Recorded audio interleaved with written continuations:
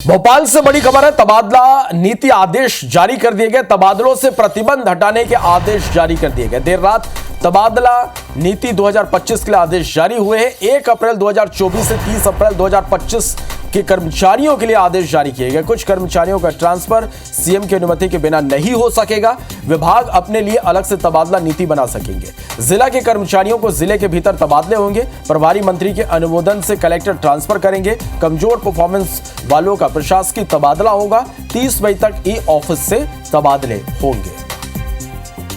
तो भोपाल से यह बड़ी खबर है। तबादला नीति के आदेश जारी कर दिए गए। तबादलों से प्रतिबंध हटाने का आदेश जारी कर दिया गया। देर रात तबादला नीति 2025 के आदेश जारी हुए हैं। 1 अप्रैल 2024 से 30 अप्रैल 2025 के कर्मचारियों के लिए आदेश है। कुछ कर्मचारियों का ट्रांसफर सीएम की अनुमति के बिना नहीं होगा। विभाग अपने लिए अलग से तबादला नीति बना सकेंगे। जिला के कर्मचारियों को जिले के भीतर तबादला होंगे। प्रभारी मंत्री के अनुमोदन से कलेक्टर ट्रांसफर करेंगे। कमजोर परफॉर्मेंस वालों को प्रशासकीय तबादला होगा। 30 मई तक ई ऑफिस से तबादले होंगे।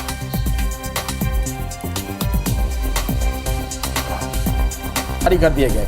देर रात तबादला नीति जारी हुआ है। 2025 का आदेश जारी कर दिए गए हैं। 1 अप्रैल 2024 से 30 अप्रैल 2025 के कर्मचारियों के लिए आदेश है।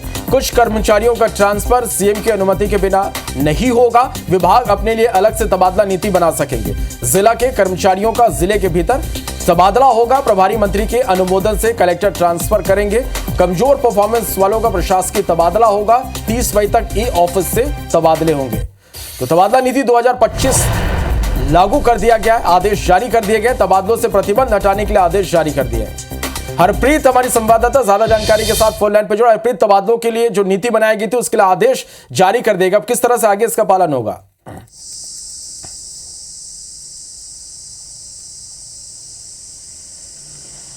देखिए, मोहन सरकार ने पहली तबादला नीति कल देर रात जारी कर दी है। पिछली कैबिनेट में नीति को मंजूरी दी गई थी। ये तबादले अब 1 से 30 मई तक होंगे। पहली बार नीति से राज्य प्रशासनिक सेवा, राज्य पुलिस सेवा, राज्य वन सेवा के अधिकारियों को बाहर कर दिया गया है। विभाग इनके लिए संबंधित अलग से नीति बनाएंगे। इसके साथ ही नीति में कलेक्टरों के अधिकारों को सीमित करके अब प्रभारी मंत्रियों को पहले से ज्यादा ताकतवर बना दिया गया है। कलेक्टर को जिले के अंदर डिप्टी कलेक्टर, संयुक्त कलेक्टर, तहसीलदारों के तबादले के लिए अब प्रभारी मंत्री से न सिर्फ परामर्श लेना होगा, प्रमुख सचिव विभाग अध्यक्ष के ई ऑफिस से जारी होंगे। इसके लिए जो इस नई तबादला नीति में जो बीमार लोग हैं उनका मेडिकल बोर्ड की अनुशंसा पर ट्रांसफर होगा। जैसे वो गंभीर बीमारी, किडनी कैंसर या फिर हृदय रोग से पीड़ित है। इसके साथ ही अगर पति एक ही जगह ट्रांसफर लेना चाहते हैं तो प्रशासनिक जरूरत के हिसाब से उनका ट्रांसफर हो गया। दिव्यांगों के लिए भी इस तबादला नीति में नियम रखा गया है कि 40% से जो अधिक दिव्यांग है उनका ट्रांसफर नहीं किया जाएगा। अगर वो अपनी मर्जी से कहीं ट्रांसफर लेना चाहते हैं तो उनका ट्रांसफर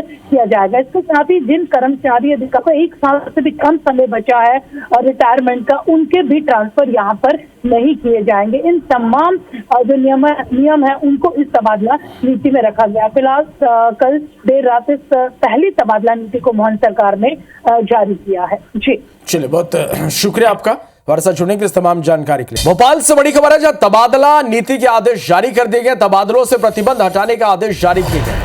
देर रात तबादला नीति जारी हुआ है। 2025 के आदेश जारी हुए हैं। 1 अप्रैल 2024 से 30 अप्रैल 2025 के कर्मचारियों के लिए आदेश है। कुछ कर्मचारियों का ट्रांसफर सीएम की अनुमति के बिना नहीं होगा। विभाग अपने लिए अलग से तबादला नीति बना सकेंगे। जिला के कर्मचारियों का जिले के भीतर तबादले होंगे। प्रभारी मंत्री के अनुमोदन से कलेक्टर ट्रांसफर करेंगे। कमजोर परफॉर्मेंस वाले का प्रशासकीय तबादला होगा। 30 मई तक ई ऑफिस से तबादले होंगे।